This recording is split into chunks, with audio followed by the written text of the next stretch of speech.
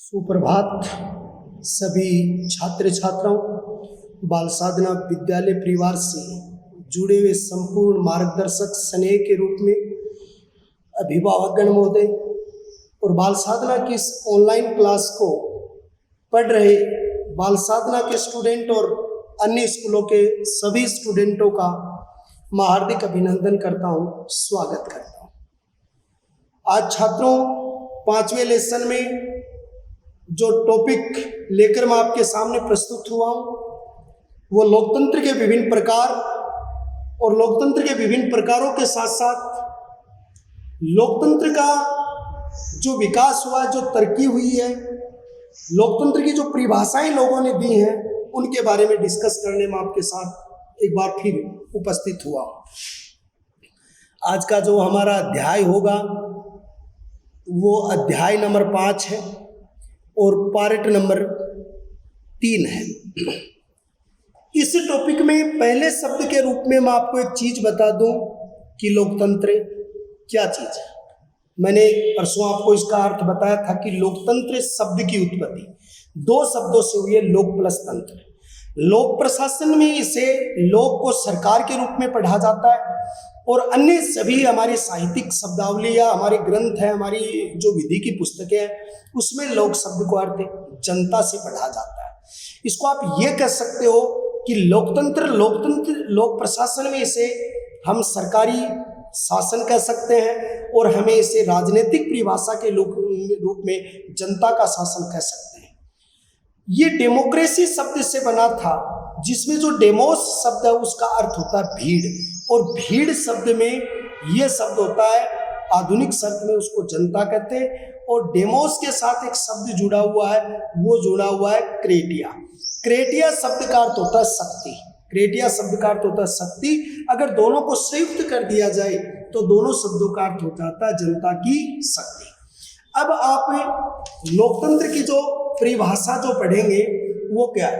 लोकतंत्र ऐसी शासन व्यवस्था है, ऐसी शासन व्यवस्था है, ये जो क्लास आपकी आज 16 जून 2020, ऐसी शासन व्यवस्था है जिस शासन व्यवस्था में राज्य सत्ता एक व्यक्ति या कुछ व्यक्तियों में न होकर संपूर्ण जनता में होती है।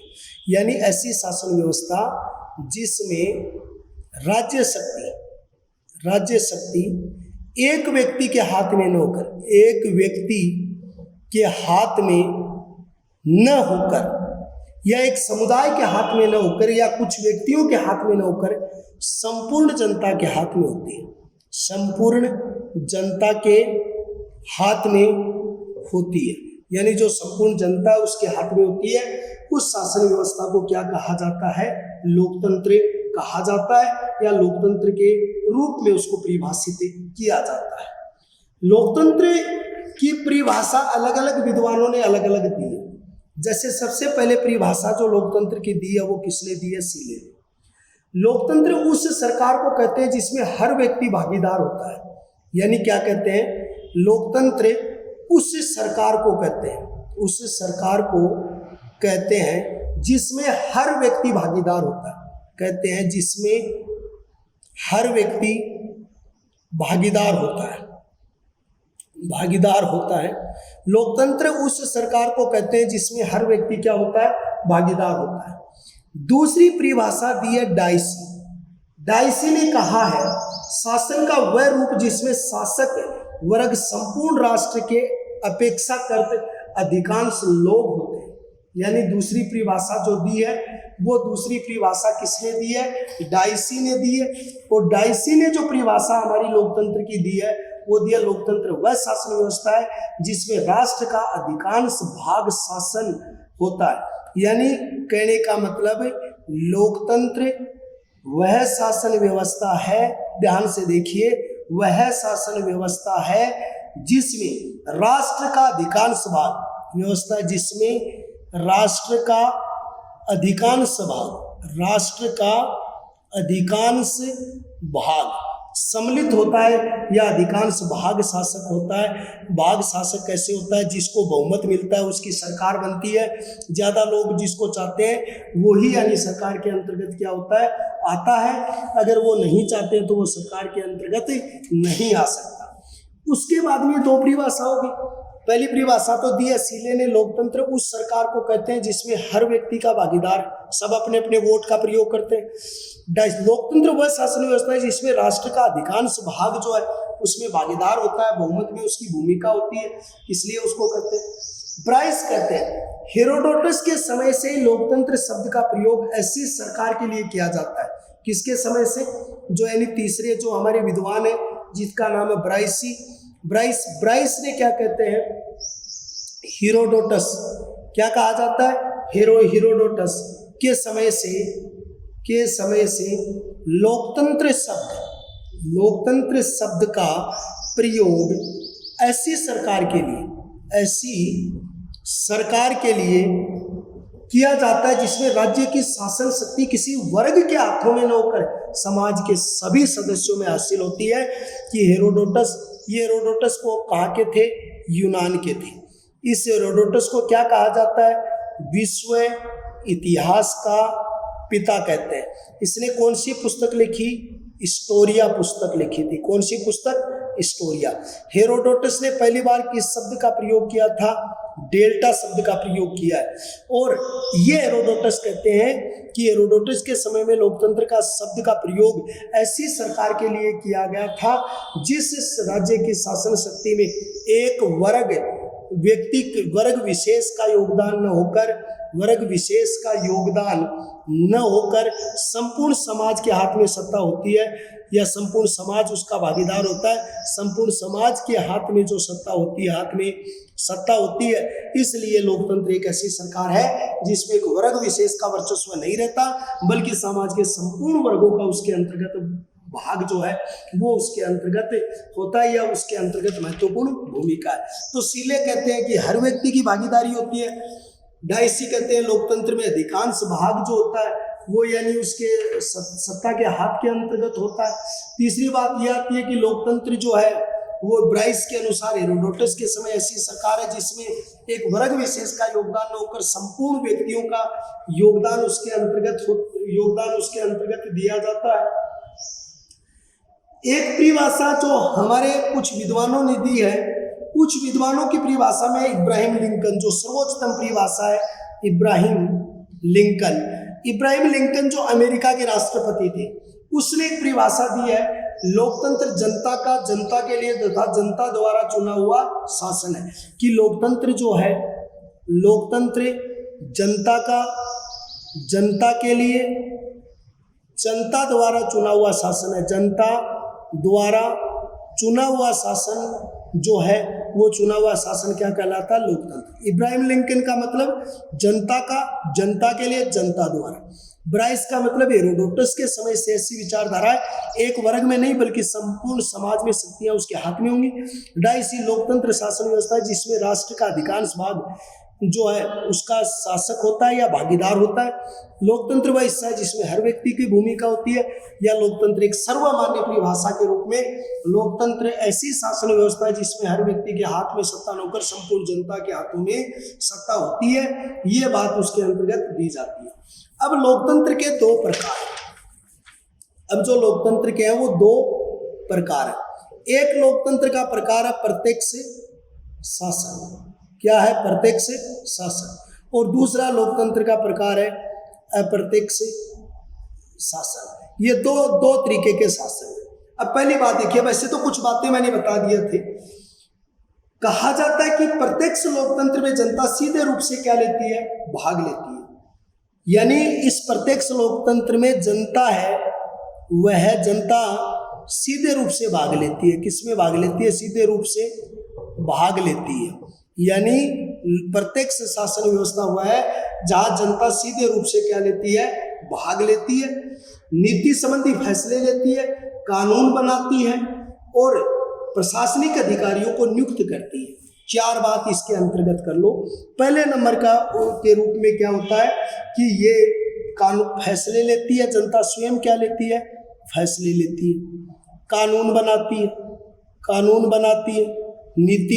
है, नीति बनाती है प्रत्यक्ष रूप से, और नीति कानून के साथ प्रशासनिक अधिकारियों की नियुक्ति करती है। प्रशासनिक अधिकारियों की नियुक्ति करती है, अधिकारियों की नियुक्ति करती है। तो प्रशासनिक अधिकारियों की नियुक्ति करती है, फैसले लेती है, कानून बनाती है, नीति संबंधित प्रशासनिक नीतियां बनाना, फैसले लेना, कानून बनाना, अधिकारियों की नियुक्ति करना, ये सारे प्रत्यक्ष लोकतंत्र के अंतर आते हैं। लेकिन प्रत्यक्ष लोकतंत्र वहीं सफल होता है जहां पर जनसंख्या क्या होती है, कम होती है। तो ये सफल कहाँ होगा, जनसंख्या कम वाले क्षेत्रों में सफल होगा।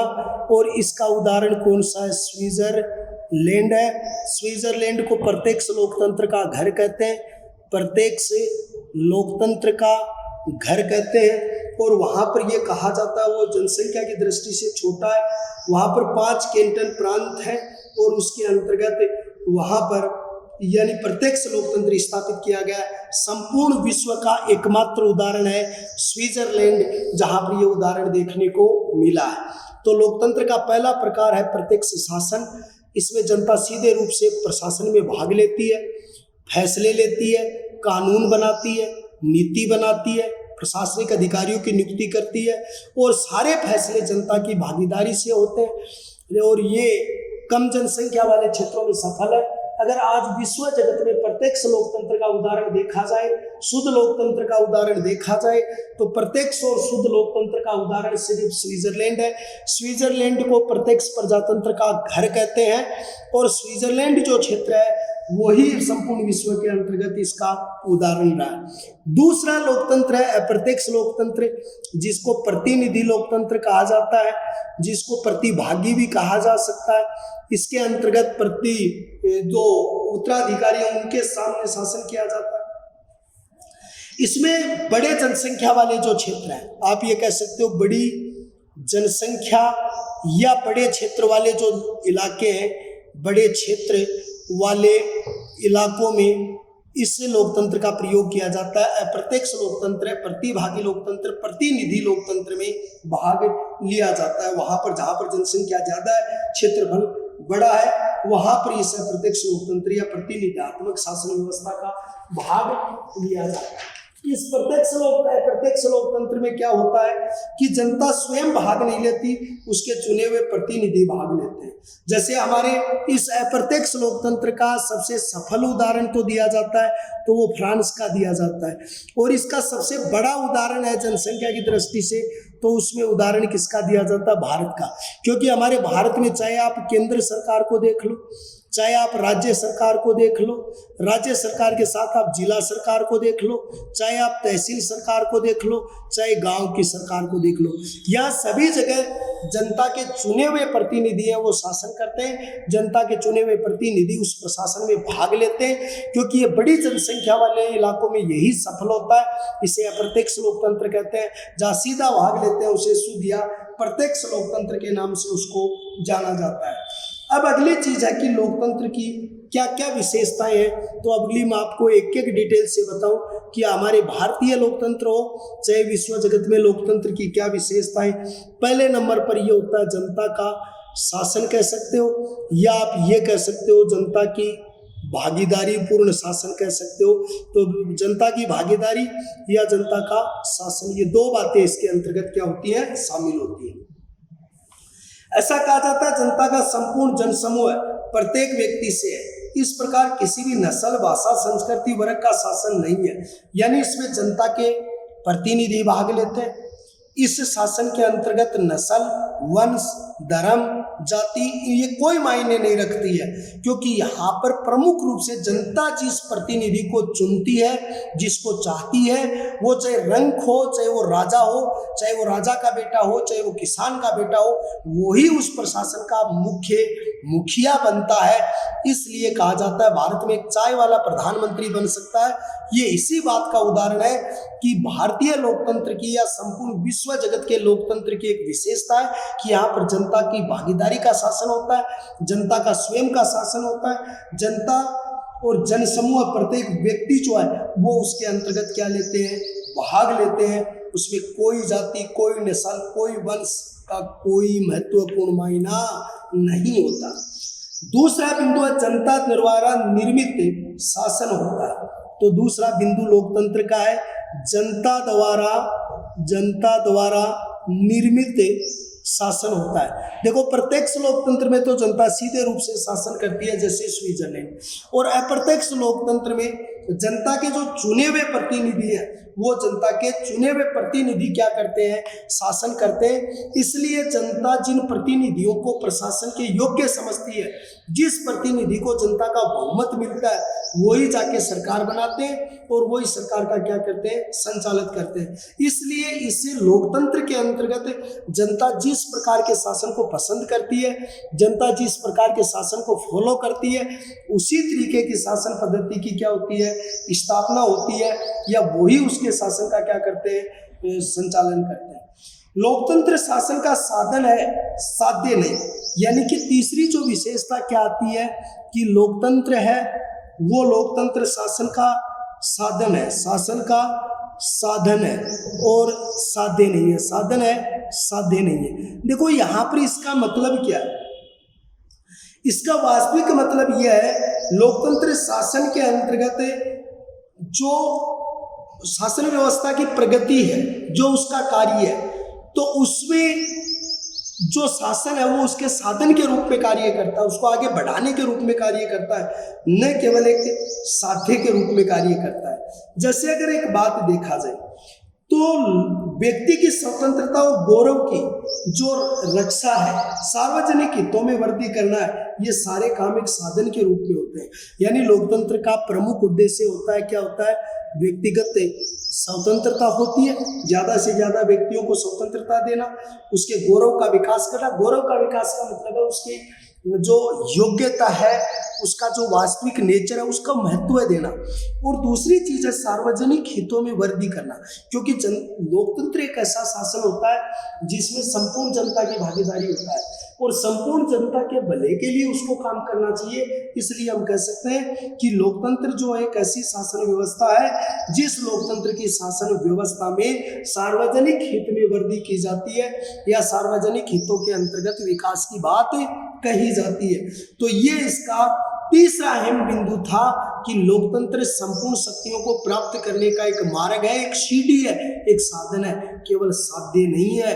केवल ये नहीं है कि आपको वहां तक छोड़ रहा है, बल्कि उस पूर्ण लक्ष्य को प्राप्त करने का कार्य भी कर रहा है। जनता के प्रति उत्तरदायी शासन, दूसरे नंबर की बात यह है कि जनता के प्रति उत्तरदायी शासन। देखो यहाँ पर जनता के प्रति उत्तरदायी शासन का मतलब क्या है, क्योंकि इब्राहिम लिंकन ने एक परिभाषा दी है और इब्राहिम लिंकन ने साफ शब्दों में कहा जनता के लिए जनता द्वारा चुना हुआ शासन। इसका मतलब ये हो गया कि सरकार बनाने वाली भी जनता है, सरकार को गिराने वाली भी जनता है, सरकार कानून बनाएगी वो भी किसके लिए बनाएगी, जनता के लिए बनाएगी। कई बार आपने ऐसा देखा है कि जैसे कुछ सरकारें आक्रमणीय हो जाती हैं और वो जो आक्रमणीय हो जाती है वो जनता के अनुरूप काम नहीं करती है, तो दूसरी बार उसको बहुमत नहीं मिलता। आज नरेंद्र मोदी जी की सरकार केंद्र में बनी है और केंद्र में वो प्रधानमंत्री हैं, वो इस बात को लेकर प्रधानमंत्री हैं कि पूर्व कांग्रेस सरकार की नीतियां जनता को पसंद नहीं है। यही कारण है कि मोदी जी की सरकार प्रचंड बहुमत से बनी। पिछली बार राजस्थान में वसुंधरा जी की सरकार थी, अब कांग्रेस की सरकार। इसका मतलब ये हो गया कि जो सरकार जनता के प्रति कार्य अच्छे करेगी, जनता के प्रति उसकी लगन अच्छी होगी, जनता के प्रति उनकी जिम्मेदारियां ज्यादा होंगी, तो वही सरकार है वो जनमत प्राप्त कर पाएगी।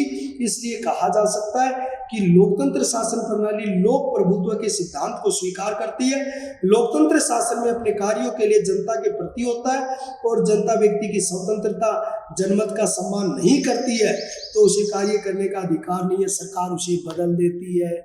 जो सरकार जनता के अनुरूप काम नहीं करती है, जनता के हित में काम नहीं करती है, जनता के कल्याण के लिए काम नहीं करती है, जनता के विकास के लिए काम नहीं करती है, उस सरकार को उसके द्वारा बदल दिया जाएगा।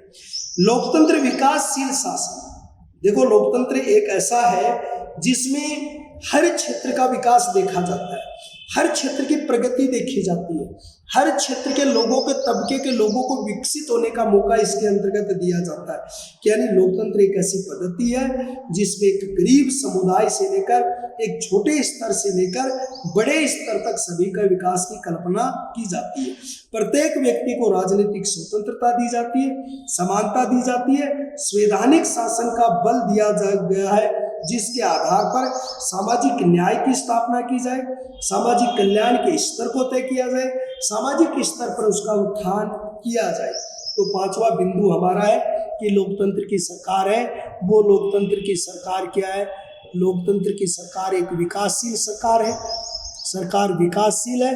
विकासशील का मतलब प्रगतिवादी है। इसमें 4 तथ्य आपको याद रखने पड़ेंगे। पहला तथ्य, विकास का मतलब है यहां से हर वर्ग, हर व्यक्ति का विकास हो, सभी को स्वतंत्रता, समानता और विधि या संविधान के तहत समान अधिकार होंगे, सभी को अवसरों की समानता होगी, सभी को अपनी योग्यता के अनुसार आगे बढ़ने का अधिकार होगा और सरकार के द्वारा या लोकतांत्रिक सरकार के द्वारा बनाए गए सभी कानून जो हैं वो यानी जनता के पक्ष में होंगे। ऐसी सरकार को क्या कहते हैं? विकासशाली सरकार के नाम से इतिहास में या पॉलिटिकल साइंस में इसको जाना जाता है। तो लोकतंत्र की विसाधना में होता है जनता का शासन या जनता की पूर्ण भागीदारी होती है। जनता जिसको चाहती है सम्राट वही बनेगा। जनता द्वारा निर्मित शासन है। प्रतिनिधियों का चुनाव स्वयं जनता करती है। जिसको बहुमत मिलता है वो सरकार बनाते हैं, जिनको नहीं मिलता वो सरकार से बाहर हो जाते हैं। चाहे एक रंक को राजा, राजा को रंक बनाने की शक्ति सिर्फ वो जनता के हाथ में।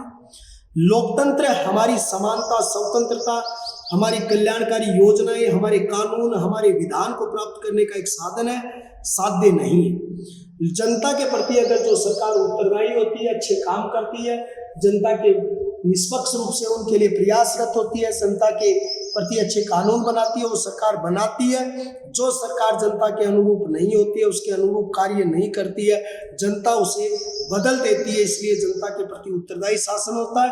और लोकतंत्र की सरकार एक विकासशील सरकार होती है जिसमें हर व्यक्ति को समानता मिलती है, स्वतंत्रता मिलती है, आर्थिक न्याय मिलती है, सामाजिक न्याय मिलती है और कल्याणकारी रास्तों को तय करने का पूर्ण मौका मिलता है। इसलिए कहा जा सकता है कि एक लोकतंत्र शासन पद्धति होती है वो एक देश का सर्वश्रेष्ठ क्या होता है? कल्याण होता है। लेकिन देखो अलग अलग विद्वानों के अलग अलग मत हैं। कुछ विद्वान लोकतंत्र को अच्छा मानते हैं, कुछ विद्वान लोकतंत्र को अच्छा नहीं मानते, कुछ लोकतंत्र के पक्ष में है, कुछ लोकतंत्र के पक्ष में नहीं। एक बर्क नाम का विद्वान है, उसने लोकतंत्र को लज्जाहीन धारणा माना है, तो दूसरे लोवेल जैसे विद्वानों ने इसे श्रेष्ठ माना है। 2 विद्वानों के कथन आपकी बुक में दिए हुए मिलेंगे। एक तो लज्जाहीन जो धारणा है, लज्जाहीन धारणा जो है वो तो माना है किसने? वो धारणा तो माना है ब्रक महोदय ने। ब्रक नामक विद्वान है, उस ब्रक नामक विद्वान ने इसे लज्जाहीन धारणा स्वीकार किया। लेकिन लोवेल जैसे विद्वान ने इसे सर्वश्रेष्ठ माना। किसने? लोवेल विद्वान जो है, उस लोवेल विद्वान ने इस शासन पद्धति को सर्वश्रेष्ठ शासन पद्धति के रूप में स्वीकार किया या सर्वश्रेष्ठ शासन पद्धति के रूप में इसको स्वीकृति प्रदान की गई है। तो ये दे तो आपको पूछा जाएगा लोकतंत्र को लज्जाहीन धारणा किसने माना? ब्रक ने। और सर्वश्रेष्ठ शासन किसने माना? लोवेल नामक विद्वान ने इसे सर्वश्रेष्ठ शासन के रूप में स्वीकार किया। देखो लोकतंत्र के क्या गुण है, आप ये जो चीजें पढ़ के आए ये इसके गुण ही है। बस इसको नॉर्मल करके पढ़ोगे तो ये आपकी बातें तय हो जाएंगी। जैसे सार्वजनिक हित में वर्दी, अगर जनता का शासन होता है लोकतंत्र, उसमें जनता की भलाई के लिए काम होते हैं, सारी जनता के विकास के लिए काम होते हैं, सबका भला होता है, कोई वर्ग विशेष, व्यक्ति विशेष का कोई रोल नहीं होता, जनता के वोट से सरकार बनती है। इसलिए सार्वजनिक क्षेत्रों में तरक्की का पूरा मौका कहाँ मिलता है? लोकतंत्र में मिलता है। लोकतंत्र का दूसरा कारण है कार्य कुशल शासन। अगर लोकतंत्र में बनाई गई सरकार 5 वर्ष के लिए होती है और जब 5 वर्ष तक वो अच्छे तरीके से कार्य नहीं करती है तो आने वाले समय में जनता उस सरकार को बदल देती है। आने वाले समय में जनता उस सरकार को क्या कर देती है? बदल देती है। इसलिए लोकतंत्र की सरकार में आने वाले समय में बहुमत प्राप्त करने के लिए कोई भी सरकार ऐसा कार्य नहीं करती या किसी भी कार्य में अक्रमण्यता नहीं होती, क्योंकि उसे पुनः बहुमत में आने के लिए जनता के आशीर्वाद और जनता के जनमत का आधार होना जरूरी है। इसलिए कहा जाता है कि लोकतंत्र की सरकार में क्या होती है, कार्य कुशलता होती है, कार्य के प्रति समर्पण होता है, कार्य के प्रति कल्याणकारी व्यवस्थाएं होती है। लोकतंत्र सरकार वो सार्वजनिक शिक्षा का साधन होता है, यानी कहा जाता है लोकतंत्र में सभी नागरिकों को समान अधिकार होते हैं, सभी के लिए सही कर्तव्य होते हैं, बड़े हितों के लिए छोटे हितों का त्याग करना सीख जाता है, और यानी कि एक समुदाय में रहता है, इसलिए सबके कल्याणकारी योजनाओं को महत्व देना भी एक आदमी सीख लेता है। तो सार्वजनिक शिक्षा का प्रमुख साधन है, सार्वजनिक समस्याओं पर अपनी राय प्रकट करती है, बहुमत की सरकार होती है, ज्यादातर बहुमत वाले कार्य करती है, बड़े समुदाय के लिए कार्य करती है, जनता के हित में कार्य करती है। तो एक ऐसी शिक्षा है जिसमें सभी लोगों को व्यक्तिगत हितों का परित्याग कर कर सर्वहित कल्याण में हमें चलना चाहिए, सर्वहित के कल्याण में हमें आगे बढ़ना चाहिए। ऐसी शिक्षा में लोकतंत्र की सरकार देती है। नैतिक शिक्षा का भी एक बहुत बड़ा साधन है, क्योंकि लोकतंत्र में हर व्यक्ति की महती भूमिका होती है। ब्राइस ने जब लोकतंत्र व्यक्ति की राजनीतिक अधिकार मिलते हैं तो उसके व्यक्तित्व का विकास होता है, वही कर्तव्य प्रिय हो जाता है। किसने कहा था? ब्राइस ने कहा कि लोकतंत्र एक ऐसी सरकार है, जब भी उस लोकतंत्र की सरकार में एक व्यक्ति को अधिकार मिलते हैं तो वो स्वतः कर्तव्य प्रिय हो जाता है। व्यवहार में देखने में मिलता है लोकतंत्र में व्यक्ति परिवार की संकीर्ण सीमाओं से निकलकर सार्वजनिक हित के बारे में सोचता है, कल्याण के बारे में सोचता है। हर व्यक्ति में सहयोग की भावना विकसित होती है, सहिष्णुता की भावना विकसित होती है, उदारता की भावना उसके अंतर्गत विकसित होती है। तो नैतिक शिक्षा कैसे विकसित होती है? जब बड़े हितों की बात सोची जाती है, जब एक व्यक्ति को अधिकार मिलते हैं, एक व्यक्ति को स्वतंत्रता मिलती है, एक व्यक्ति को निजी अधिकारों को छोड़कर सार्वजनिक अधिकार प्राप्त होते हैं, तो वो ऑटोमेटिक कर्तव्य प्रिय बन जाता है, कर्तव्य के प्रति समर्पित हो जाता है, और वो अपनी संकीर्ण सोच को छोड़कर सहयोग, सहिष्णुता और उदारता की भावना विकसित हो जाती है। उसमें सहयोग की भावना होती है, सहिष्णुता की भावना विकसित होती है, सहयोग की भावना विकसित होती है, और सार्वजनिक हितों की भावना विकसित होती है। ये बात यहाँ पर आपकी आती है, सार्वजनिक हितों की भावना का विकास उसके अंतर्गत किया जाता है। देशभक्ति की भावना की शिक्षा मिलती है। लोकतंत्र राष्ट्र प्रेम का एक शब्द है। लोकतंत्र जो है वो एक राष्ट्र प्रेम की शक्ति है। राष्ट्र प्रेम का विकास करना लोकतंत्र की महती भूमिका है। लोकतंत्र में राज्य किसी शासक संपत्ति नहीं माना जाता, बल्कि संपूर्ण संपत्ति को जनता की संपत्ति माना जाता है। संपूर्ण जनता का विकास अपना विकास माना जाता है। जैसे मील के शब्दों में लोकतंत्र देश की भक्ति की भावना को बढ़ाता है, देश के प्रति समर्पण की भावना को बढ़ाता है, देश के प्रति कल्याण की भावना को बढ़ाता है, क्योंकि लोकतंत्र में सर्वहित को सर्वश्रेष्ठ माना जाता है, देश के कल्याण को श्रेष्ठ माना जाता है, जनता के कल्याण को श्रेष्ठ माना जाता है। इसलिए कहा जाता है कि लोकतंत्र में देशभक्ति की भावना का जो क्या होता है, विकास होता है। क्रांति से सुरक्षा मिलती है। लोकतंत्र में क्या होता है कि राजतंत्र से विपरीत स्थिति मिलती है। लोकतंत्र में जनता के प्रति उत्तरदायी सरकार होती है। लोकतंत्र में सभी पक्षों को अपनी बात रखने का मौका मिलता है। हर 5 साल से चुनाव होते हैं, जिसकी बात में दम होता है, जो कार्य करने के योग्य होता है, सरकार उसको क्या दे देती है, वहां पर बैठा देती है। अब देखो 2014 में मोदी सरकार को बहुमत मिला, फिर 2020 में और ज्यादा बहुमत मिला। ये क्रांति है, क्योंकि लोकतंत्र में जो जनता के हितों में और देश के हित में जो कार्य किए जाते हैं, जनता उसी को सपोर्ट करती है, उसी को समर्थन करती है। इसलिए कहा जा सकता है कि एक क्रांति की सुरक्षा मिलती है, एक देश में कल्याण को सुरक्षा मिलती है, एक देशभक्ति की भावना को सुरक्षा यहाँ पर मिलती है। और कहा जाता है हर 5 साल के बाद में एक प्रचंड क्रांति के साथ जो आक्रमणीयता होती है, जो अच्छी सरकार नहीं होती है, जो सरकार अच्छे कार्य नहीं कर पाती है, जनता उसको बदल देती है। समानता और स्वतंत्रता पर धीरे साझी होता है, क्योंकि लोकतंत्र एक ऐसा शासन है जिसमें लिंग, जाति, वंश आदि के आधार पर कोई काम नहीं किया जाता, सब सम्मान है। लोकतंत्र में हर नागरिक का सम्मान होता है। लोकतंत्र में स्वतंत्र और निष्पक्ष न्यायपालिका होती है, क्योंकि लोकतंत्र में जनता का चुना हुआ शासन होता है, जनता के प्रत्येक नागरिक की बराबर भूमिका होती है। इसलिए यहाँ पर न्यायपालिका पूर्णतः स्वतंत्र होती है, क्योंकि वो किसी राजा के अधीन नहीं होती है। सरकार 5 साल के बाद पलट जाती है, नए राजा आ जाते हैं, नए अधिकारी बन जाते हैं, नए मंत्री बन जाते हैं। इसलिए यहाँ की न्यायपालिका दबाव में काम नहीं करती, यहाँ कोई स्थायी राजा नहीं होता। इसलिए कहा जाता है कि एक लोकतांत्रिक सरकार होती है वो स्वतंत्र होती है, एक लोकतांत्रिक सरकार है वो बिल्कुल निष्पक्ष होती है। ये बात भी उसकी विशेषताओं में आता है। लोकतंत्र की सरकार में कला, साहित्य, संस्कृति, विज्ञान की प्रगति में सहायक है। जो व्यक्ति जितना बुद्धिजीवी है, कल्याणकारी है, जो व्यक्ति जितना श्रेष्ठ है, उसको अपनी व्यवस्था के अनुसार विकास करने का मौका मिलता है, अपनी व्यवस्था के अनुसार बढ़ने का मौका मिलता है। लोकतंत्र की संविधान में आस्था रखती है। यहाँ पर व्यक्ति स्वेच्छाचारी शासन में विश्वास करता है, वो विधि को सर्वोपरि मानता है। आप सरल अर्थ में कहो तो लोकतंत्र निरंकुश की जगह सीमित शासन में विश्वास करता है, विकेंद्रीकरण में विश्वास करता है, शक्तियों का बंटवारा करता है, शक्तिशाली शासन व्यवस्था का निर्माण होता है। जब भी देश पर संकट आता है, संपूर्ण जनता व्यक्ति उसके विरुद्ध खड़े हो जाते हैं, अपना स्वयं का देश समझते हैं। जैसे कोरोना जैसी वैश्विक महामारी में भी पूरा विदेश एक हुआ, और यानी एक लोकतंत्र होता है, उसमें कोई राजा कोई रंक नहीं होता, सबको समान अधिकार होते हैं।